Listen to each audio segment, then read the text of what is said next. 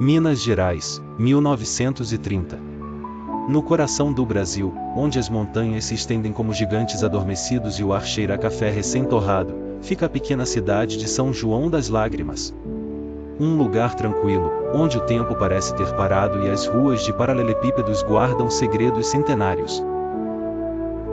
Mas no verão de 1930, algo extraordinário aconteceu neste canto esquecido do mundo, algo que desafiou toda a lógica e deixou seus habitantes com medo e descrença. Tudo começou na igreja de Nossa Senhora das Dores, um modesto templo construído no século XVIII, que ficava no alto de uma colina. Dentro da igreja, em um canto iluminado por velas tremeluzentes, havia uma estátua da Virgem Maria, esculpida em mármore branco por um artista desconhecido. A estátua, com pouco mais de 1 metro de altura, era conhecida por sua expressão serena e mãos estendidas, como se oferecesse conforto a quem a olhava. Mas numa manhã de julho, algo mudou. O primeiro grito. Dona Maria do Carmo, uma senhora devota de 60 anos que limpava a igreja há décadas, foi a primeira a notar. Enquanto ela passava um pano úmido na base da estátua, sentiu algo frio e úmido em seus dedos. A estátua estava chorando. Lágrimas cristalinas escorriam dos olhos de mármore da Virgem, escorrendo por suas bochechas e caindo no chão. Maria do Carmo rapidamente se benzeu, murmurando uma oração em voz baixa. Ela correu para encontrar o padre José Almeida, pároco da cidade, que a princípio não acreditou nela.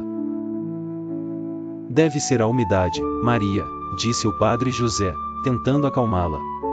Às vezes, o mármore acumula a condensação. Mas quando ele chegou à igreja e viu com seus próprios olhos as lágrimas escorrendo da estátua, seu rosto ficou pálido. Não era umidade. Eram lágrimas reais. A notícia se espalhou como fogo.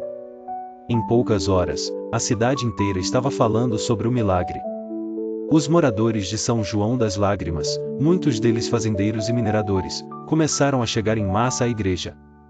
Alguns vieram por curiosidade, outros por fé e outros simplesmente por descrença. As lágrimas não paravam.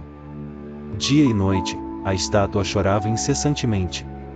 Alguns disseram que as lágrimas tinham um cheiro doce, como flores de laranjeira.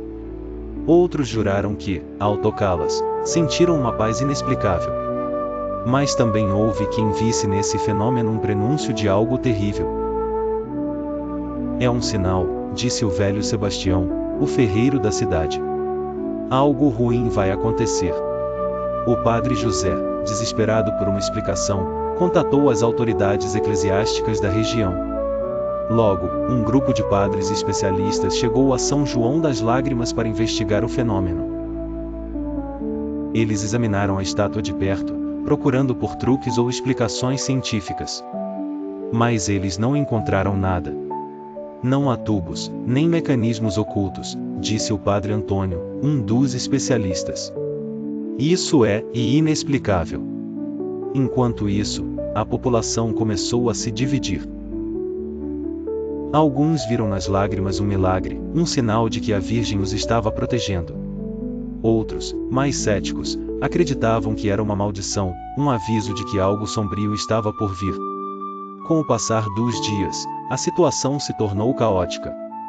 Peregrinos de outras cidades começaram a chegar. A pequena igreja não aguentou, e as ruas de São João das Lágrimas foram tomadas por vendedores ambulantes, curiosos e fanáticos religiosos. Mas nem tudo era devoção.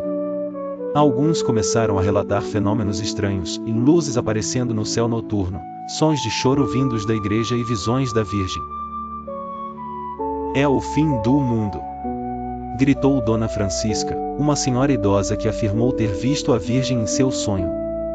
Devemos nos arrepender. Um mês depois que as lágrimas começaram, algo aconteceu que ninguém esperava. Certa noite, durante uma tempestade, a estátua parou de chorar. Ao amanhecer, os habitantes encontraram a igreja silenciosa. As lágrimas pararam, mas em seu lugar, a estátua tinha uma expressão diferente. Ela não estava mais serena, mas triste, como se estivesse de luto. Ninguém conseguia explicar por que isso tinha acontecido. Alguns disseram que o milagre havia terminado porque as pessoas não ouviram a mensagem da Virgem.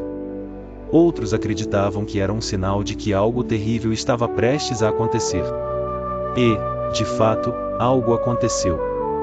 Algumas semanas depois, uma epidemia de gripe atingiu a região.